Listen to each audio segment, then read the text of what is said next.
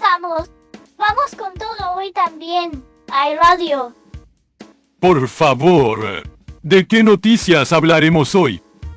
Hoy vamos a profundizar en un término llamado teoría del Chikuba. ¿Teoría del Chikuba? ¿Qué es eso? ¿Algo de cocina? No. En realidad es un slang de internet que simboliza problemas en la investigación científica forense y el sistema judicial de Japón. Primero, déjame explicar el núcleo de la teoría del Chikuba. Por favor.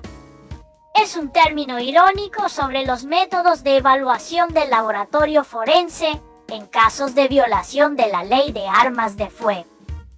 El laboratorio forense, como el de los dramas que vemos. Exacto. Normalmente, para determinar la capacidad letal de un arma, deberían verificar si esa arma puede disparar munición común. Bueno, eso es lo normal, ¿no? Sin embargo, el laboratorio forense, a veces, fabrica balas especiales diseñadas específicamente para esa arma. Y si logran dispararlas, las certifican como con capacidad letal. Espera un momento. ¿Ellos mismos fabrican las balas? Así es. Esta lógica, llevada al extremo, significa que incluso un alimento tubular, como el Chikuba, podría ser certificado como arma de fuego, con capacidad letal, si fabricas una bala diseñada específicamente para él. Por eso es la teoría del Chikuba. Eso es definitivamente absurdo.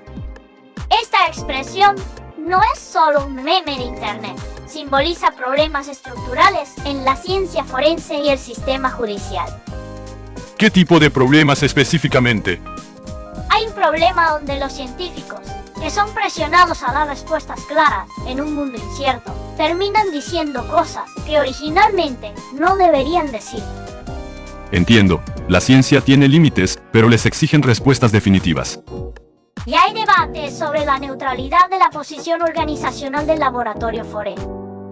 Se señala que organizacionalmente tienen una relación cercana con las agencias investigadoras, ¿verdad? ¿Verdad?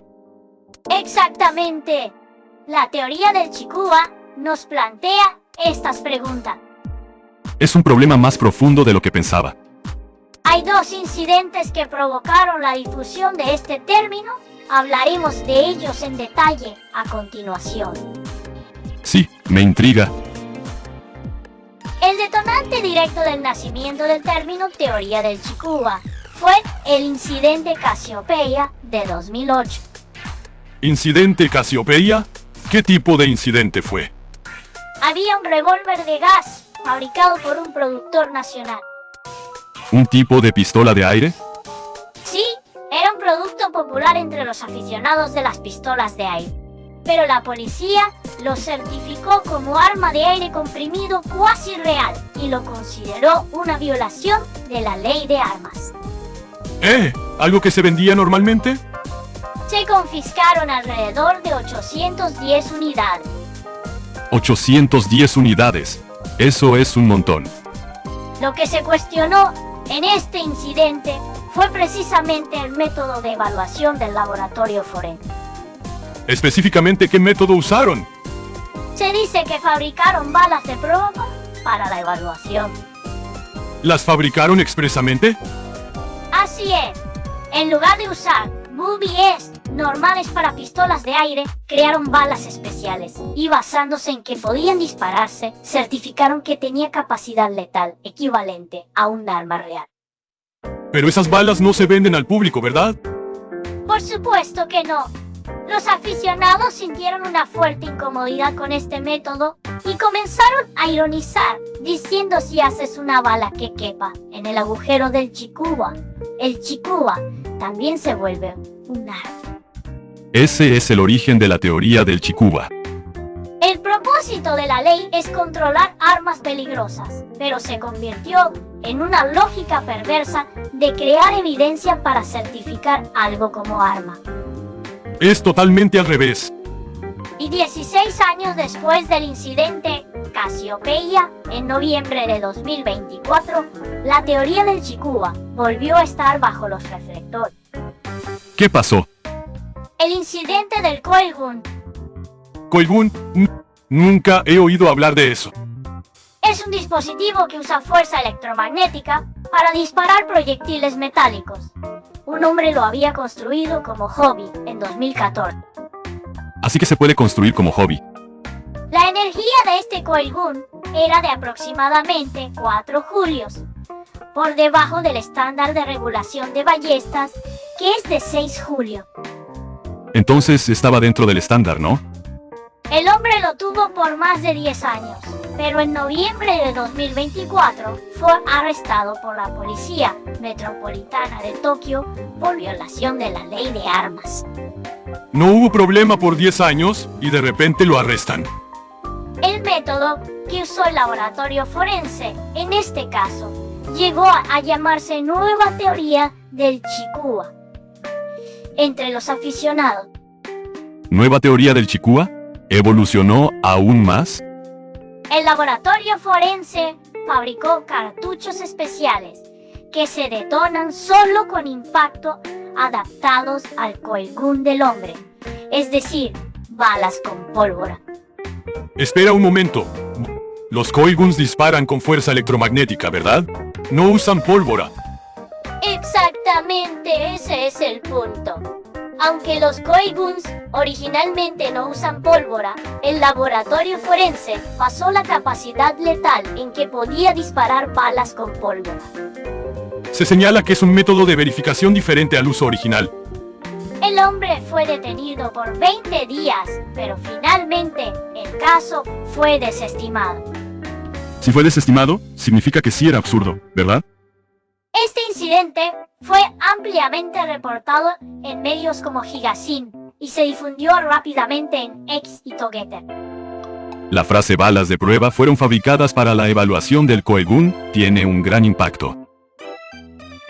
Ahora veamos por qué nacen estos métodos. Me intriga. ¿No es por mala intención? Ese es justamente el punto. Hay una peculiaridad en el campo de la ciencia forense. En inglés, Forensic Science. ¿La ciencia forense es diferente de la ciencia normal? En la ciencia pura de universidades e instituciones de investigación, se controlan estrictamente las condiciones experimentales y se buscan resultados reproducibles, ¿verdad? Sí, es importante que den el mismo resultado sin importar cuántas veces se haga. Pero la ciencia forense es ciencia de campo.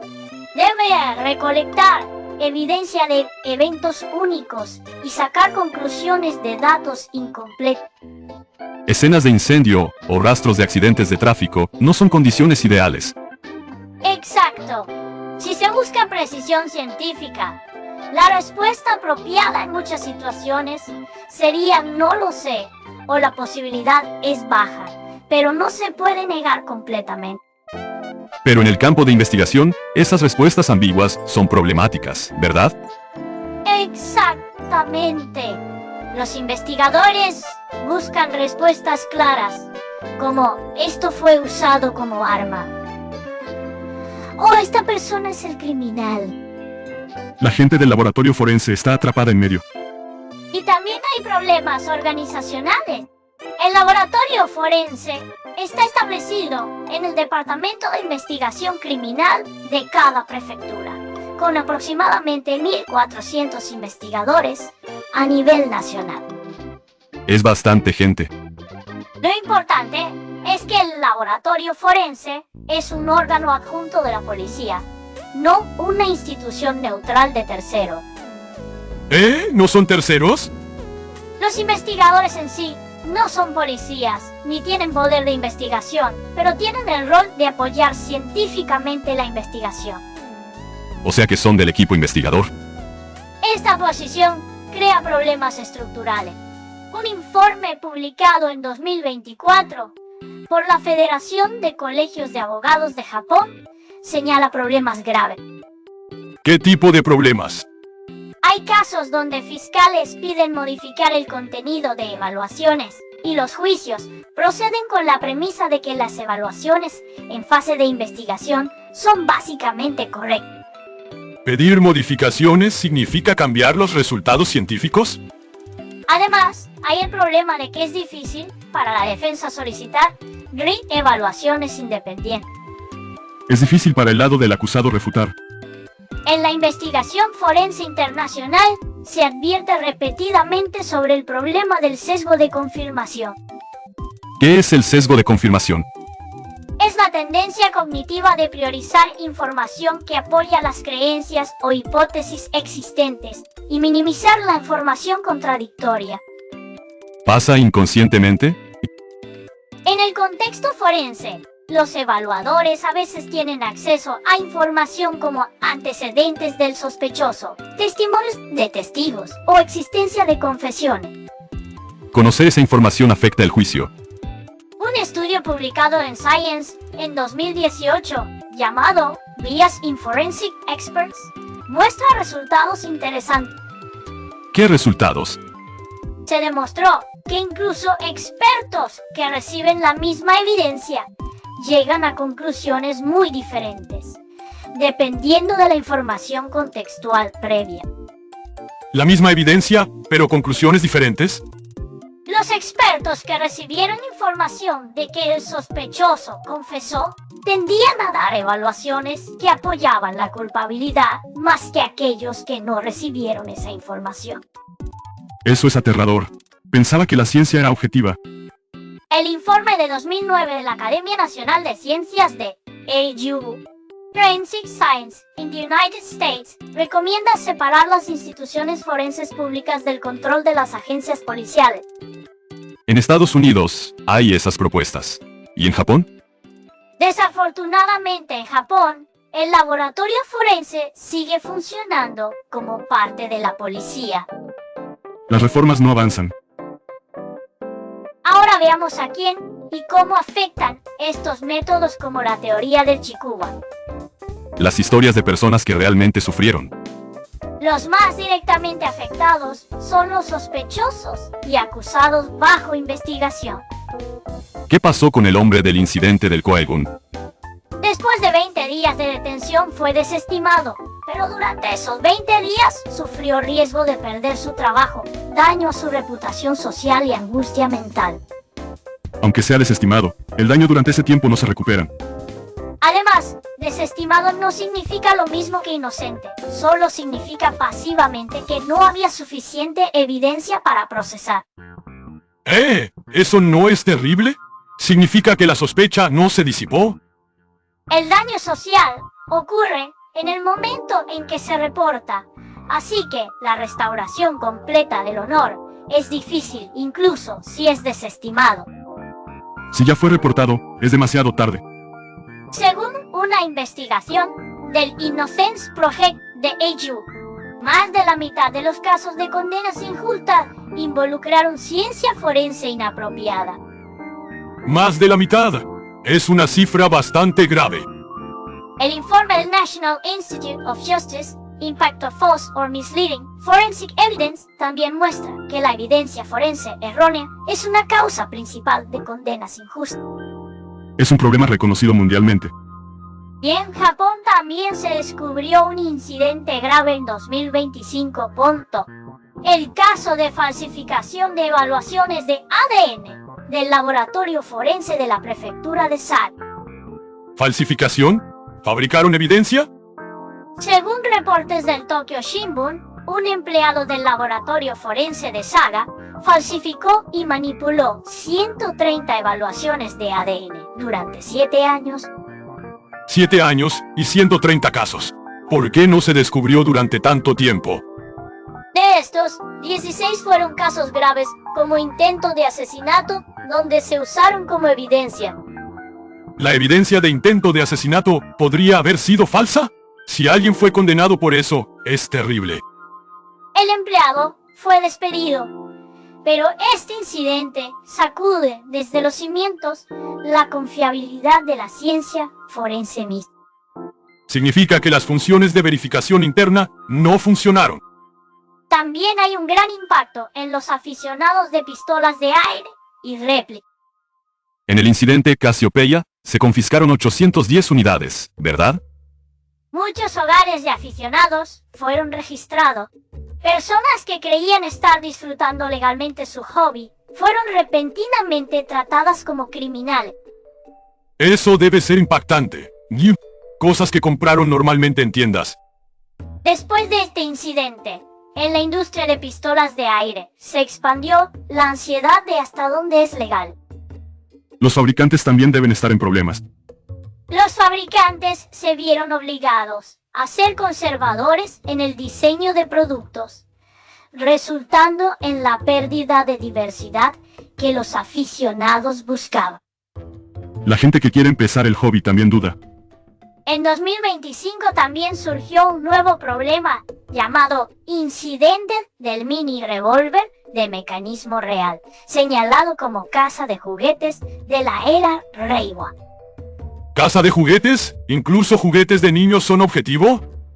Se señala que podría convertirse en una de las mayores escalas en la historia de condenas injustas, y la alerta está en aumento en la comunidad de aficionados. Es aterrador que solo por disfrutar un hobby, no sabes cuándo te tratarán como criminal. Como impacto más amplio, también está la disminución de confianza en la ciencia forense y el sistema judicial en general. Es muy diferente de la imagen del drama, la mujer del laboratorio forense. Cuando se sacude la confianza en la evidencia científica, incluso los resultados de evaluaciones legítimas son vistos con sospecha. Este es un efecto del pastor mentiroso, creando el riesgo de que evidencia científica verdaderamente importante sea menospreciada. Significa que incluso las evaluaciones realmente correctas no serán creídas.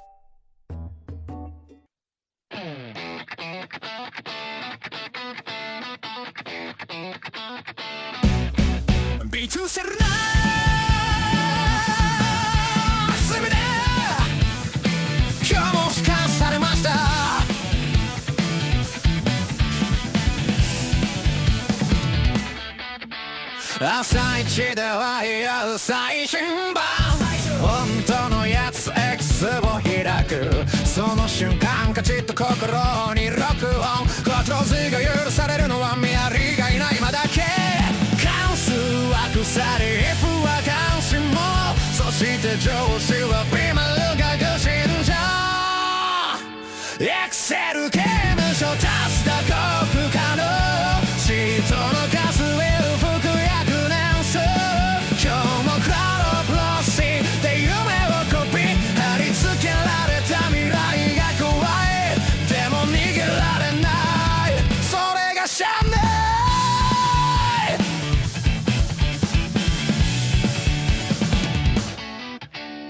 用途列に挟まれてどこにもない価値を必死で演して金銭の中で生きてるふり今日も関数に詰まって辛抱ぜピボットテーブルごとをそしてマクロが暴れ出せ Ahora veamos qué dicen los expertos sobre este problema. ¿Hay propuestas de reforma? Hay varias. Primero, se propone asegurar la independencia organizacional del laboratorio forense. ¿Separarlo de la policía? Exacto.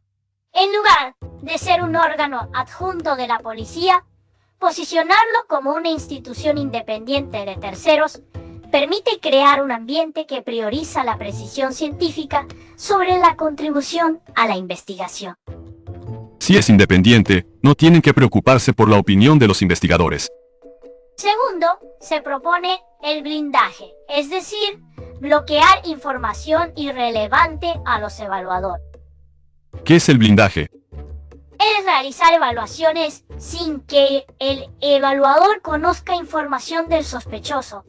Esto puede reducir el impacto del sesgo de confirmación. Así pueden juzgar sin prejuicios. En un artículo publicado en PubMed Central Reducing the Impact of Cognitive Bias, se proponen métodos concretos de blindaje. Se investigan métodos específicos.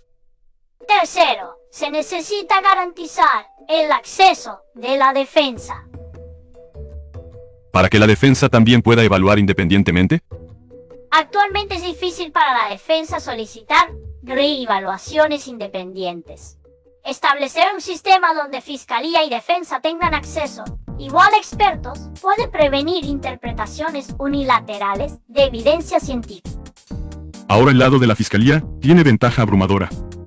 Un proyecto de investigación de la JOST, pensar métodos para que la ciencia sea tratada correctamente en juicios por abogados, señala la necesidad de educación en alfabetización científica para profesionales legales.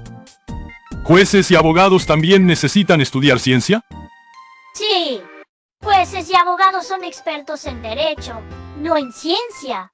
Pero en juicios modernos aparecen frecuentemente evidencias que requieren conocimiento científico avanzado, como evaluaciones de ADN, comparación de huellas, análisis de sangre.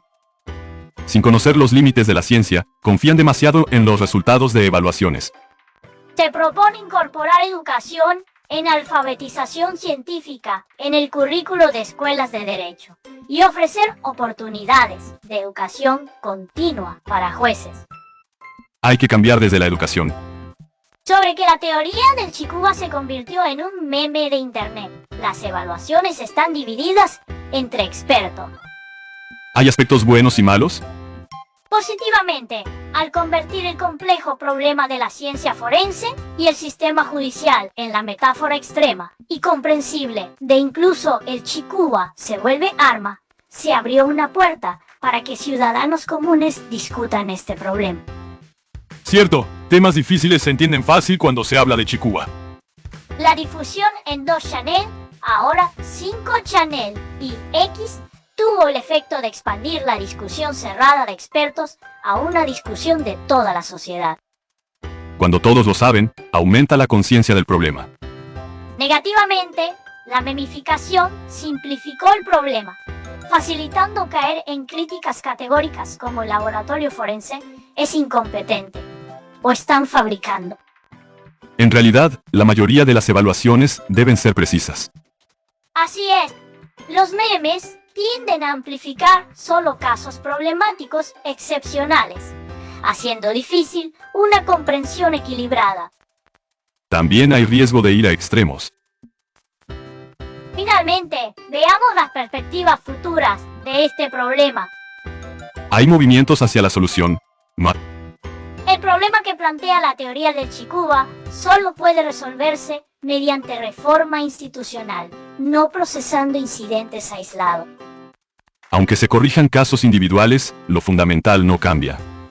A corto plazo, pueden considerarse movimientos para clarificar los criterios de reconocimiento de capacidad letal en la ley de armas.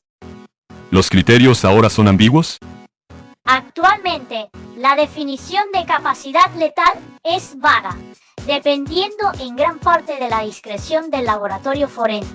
Si se especifican en la ley o directrices, criterios, objetivos, como valores de energía o poder de penetración, se puede prevenir reconocimiento arbitrario.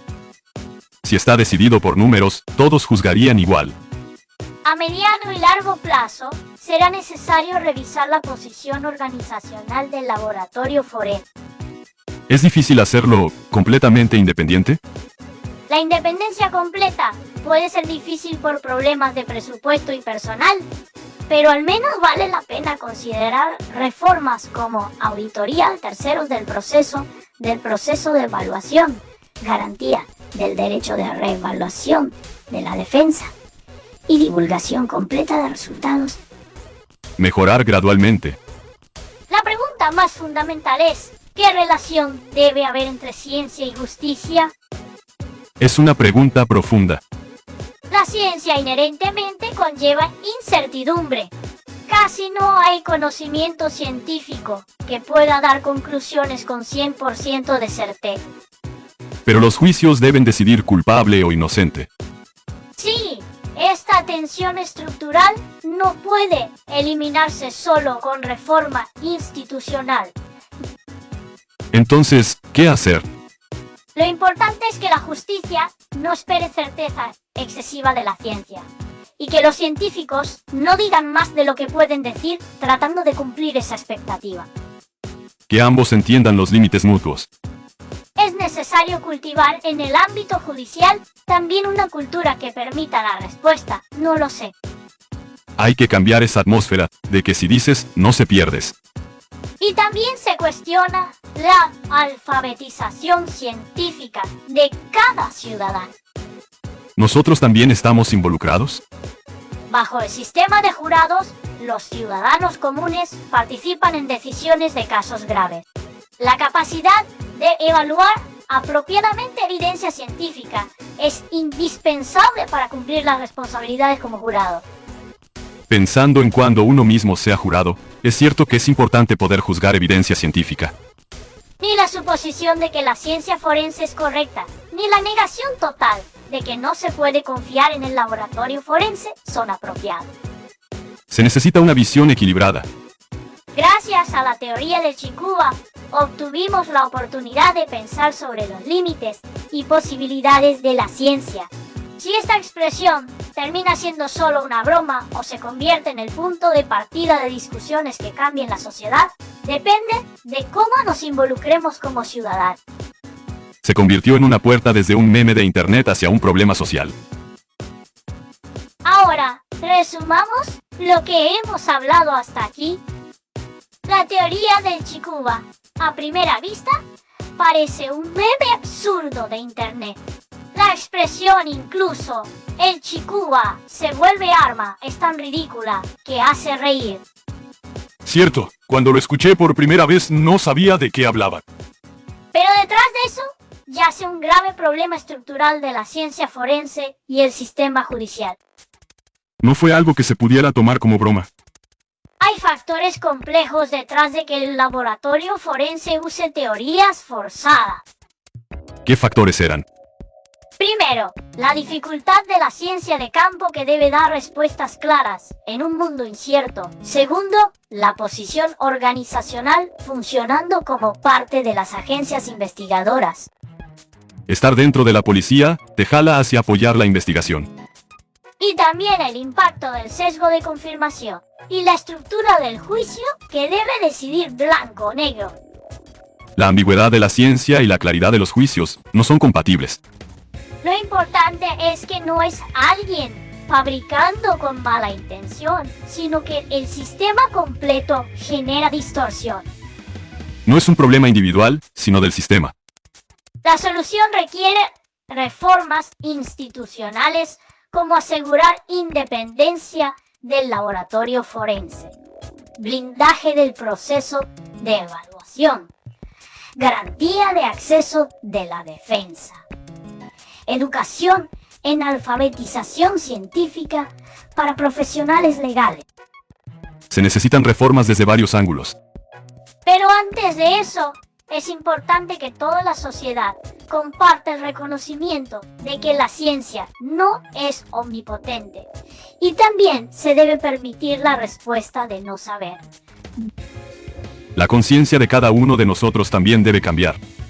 La teoría del Chikuwa no es solo una broma, es un término que simboliza cómo la ciencia que debe explicar puede distorsionarse en un mundo incierto. No pensé que de una expresión divertida de internet se vería un problema tan profundo. Como entrada para pensar sobre la relación entre ciencia, justicia y sociedad, la teoría del Chikuwa nos proporciona una perspectiva crítica. Después de escuchar esto, parece que mi forma de ver las noticias va a cambiar. Aunque tendemos a pensar que la ciencia forense es absolutamente correcta, Creo que voy a ver el drama, La mujer del laboratorio forense, con otros ojos. bueno, los dramas está bien disfrutarlos como drama. Cierto, hay que separar la ficción de la realidad. Si ustedes tienen alguna opinión después de escuchar esto, nos encantaría que la compartan en los comentarios. También queremos escuchar sus opiniones sobre la relación entre ciencia y justicia. Bueno, hoy profundizamos sobre la teoría del Chikuwa. Pensé que sería sobre comida, pero fue totalmente diferente. El Chikuwa mejor dejémoslo solo para comerlo rico. Definitivamente. No queremos que lo conviertan en arma. Bueno, nos vemos en el próximo episodio. Hasta luego. ¡Hasta luego!